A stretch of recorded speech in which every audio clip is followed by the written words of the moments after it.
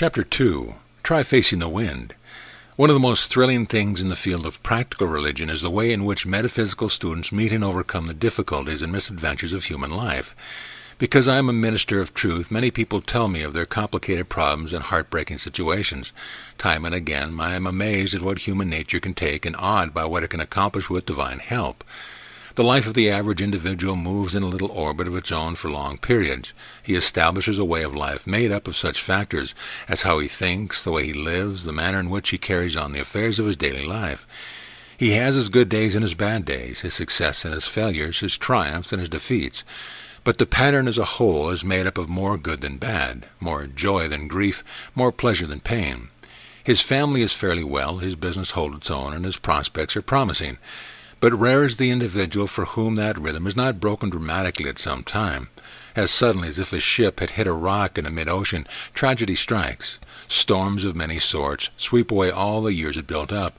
A business crisis ends disastrously. Disease reaches out. You are finished, said the doctor. You are washed up. Put your affairs in order, for you cannot live 6 months. Accidental death strikes down a member of the family. But truth students, despite adversity, go forward. Like great trees after a storm, they stand unmoved and unshaken. I should like to retell a little story that gives the title of this chapter. Hans was a shepherd boy. Every day he tended his father's sheep on the mountainside. On the last day of the old year, he led them to the south side of the mountain to get the last bit of grass before winter covered it with snow. Quite suddenly, out of the north, a storm blew up. Hans, knowing very well from experience what the hazards of a blizzard were, instantly called his dog to gather up the sheep. He, like every good shepherd, did not ordinarily drive his sheep, but led them. But this day they were contrary and would not follow him against the blinding storm. Hans knew that he must keep them moving into the wind. His father had always told him that if the sheep faced away from the storm, the wind would blow under their wool, drive the snow and ice next to their skin, and they would freeze. The only hope of life was to head into the wind. So he called them, sent the dog to nip their heels, and made them face the storm.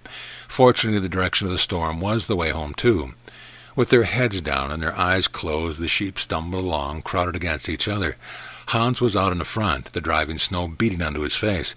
I must keep facing the wind, he kept saying to himself over and over. He did not know where he was or how far he had come. He ached with cold and tiredness, but he kept doggedly on, moving into the wind. Then he saw his father and his brother who had come out in search of them. When they sat down to a hot supper, his father said, "My son, we were all frightened for you." With tears glistening in his eyes, Hans answered, "But I did only what you taught me, father. I kept moving into the wind." I kept moving into the wind. What a motto for these times. It reminds us of God's command to Moses, "Speak unto the children of Israel that they go forward." Going forward for them meant leaving the hardship and suffering of Egypt, but it also meant facing the peril of the Red Sea. We all know the story of the miraculous opening of the water and the passage on dry land to the promised land of milk and honey, following their obedience to the command. But the capacity for obedience in both Hans and the children of Israel was the result of faith. Often we say, if I can just make this demonstration, if I can just get this answer, my faith will grow by leaps and bounds. What did Jesus say to the people of his day who marveled at the power of his word? All things, whatsoever ye shall ask in prayer, believing, ye shall receive. If you have faith, if we do not doubt, if we ask believing, we shall receive what we asked for in some form. In other words, faith precedes demonstration. The signs follow. St. Paul defined faith as the substance of things hoped for, the evidence of things not seen. The disciples were terribly frightened during the storm on the Sea of Galilee. The heavens were darkened, the thunder boomed, the lightning flashed, and the winds blew. It was as though some mighty monster were trying to smash a little boat to splinters. Can you see Jesus as he walked across the deck of that boat, with those terror-stricken sailors huddled under him? Can you hear his voice as he spoke the words, "Peace, be still"? Can you feel the calm that followed? A calm not only of the waters, but of those sturdy, sunburned fishermen. They had entered a new dimension, the same dimension you and I must enter if we are to meet and survive the storms of contemporary human life. William James says much of the same thing in these words, "No human being ever truly learns to live until he has awakened within himself the dormant powers lying there." I kept moving into the wind. What does the courageous, indomitable person find who rides the storms of human experience? He finds what Jesus said he would find, enormous reservoirs of power to meet any need. Some writers have likened these resources of power to a second, third, and fourth wind, but it is more than that. It is another dimension of mind, that dimension of which St. Paul spoke when he said, "I can do all things through Christ which strengthen me." How did St. Paul tap these tremendous sources of power? By developing a partnership with Christ. This is not the power of wind, water, or atom, but the power of God, the power that worketh in you. We do not have to beg God for power to meet our needs. All we have to do is to relax, recognize the power, and let it flow. But I always pray in the same way, and sometimes my prayers are not answered, you say. That may seem true to you, but sometimes you exercise real faith, and at other times you doubt subconsciously the truth of your statements. The result is different. Principle is unchangeable. Failure in prayer is failure in application. Ralph Waldo Emerson said, "Belief is absolutely necessary. No accomplishment, no assistance, no training can compensate for lack of belief." When you get into one of the storms we have been talking about and realize your lack of confidence, you can build faith or rebuild it at will.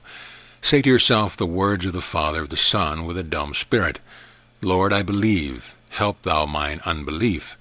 Repeat the statement, "Lord, I believe," and feel the truth of what you say. This won't be easy at first, for your conscious mind will deny what you say and make itself known by such thoughts as these. Well, this is sheer nonsense. It is for children. There is nothing in it. You can't get through this storm. You haven't the strength. Go on and turn back. And what will you do then? You will be more persistent and fervent than ever. You will keep saying, "Lord, I believe," despite all conflict, and slowly but surely your faith will grow. Saying, "I believe," is not enough. If you leave the Lord out of your belief, it falls on stony ground. This is the point of which metaphysics differs greatly from psychiatry.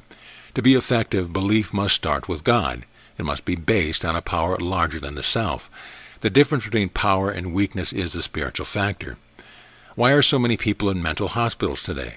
Why are there so many psychologists and psychiatrists?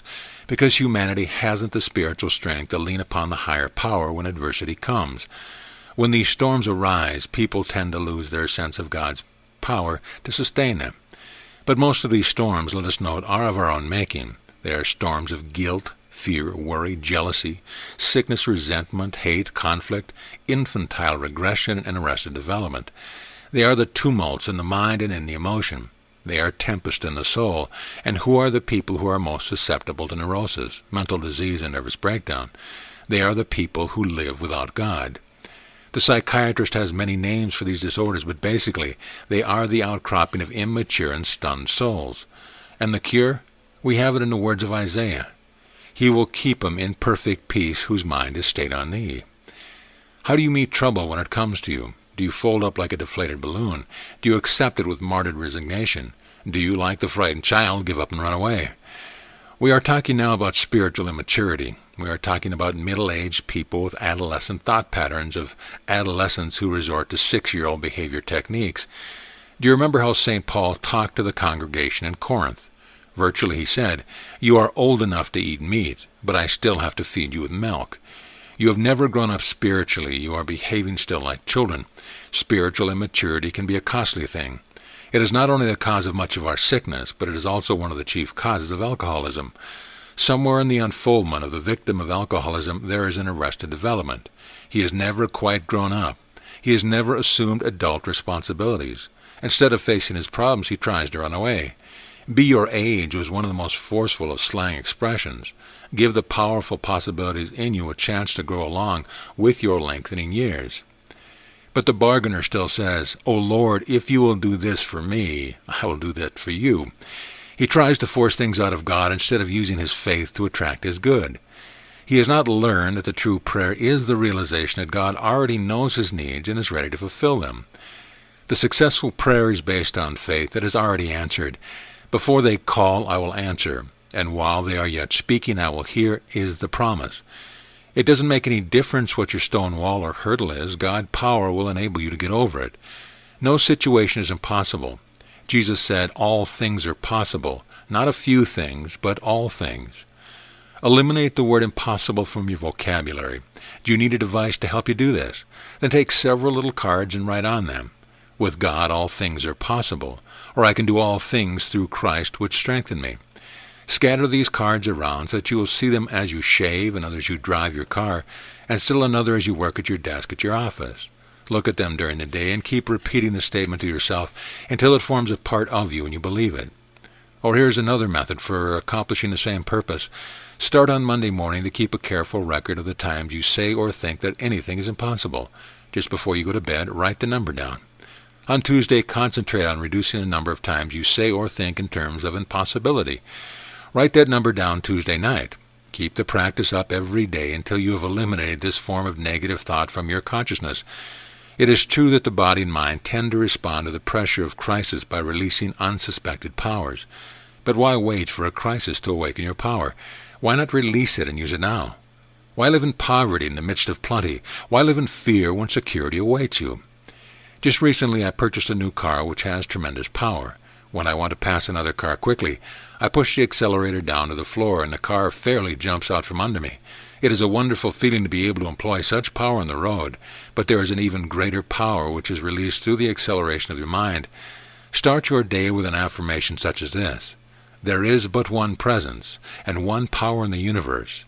This power is all good. It is in me, and I am in it. Then think of the many manifestations of this power. Think of the many ways in which you can use it. We boast about atomic power today, but it is weak compared to the power that Jesus ascribed to faith. Yes, my friend, you are equal to any vicissitude or circumstance that may ever come to you. Almighty God will never permit any trouble to come into your life that you cannot face and overcome if you cooperate with Him and have faith. This is not a faith of presumption or credulity, but a faith that transcends hope and fulfills expectation. Just as Cardoza said, we are what we believe we are. Each man has his own capacity. You can accomplish no more than you believe you can. But if you believe, you can do all things. These words of Isaiah are comforting today. Be strong, fear not. Behold, your God will come and save you. We know that the promise means that He will release the power of good into our affairs, that He will save us from whatever we need to be saved from. The challenge is threefold. Buttress your faith. Keep doggedly moving into the wind and rise steadily to a higher level of maturity, to a more efficient use of your spiritual power. We do not know what a day may bring forth, but on one thing we are sure. There will be mountains to climb, bridges to build, hardships to endure, crosses to carry, and burdens to bear. How we meet these problems will be determined by our faith. If we move forward, facing each problem as it comes in faith and belief, we shall weather every storm and overcome every difficulty.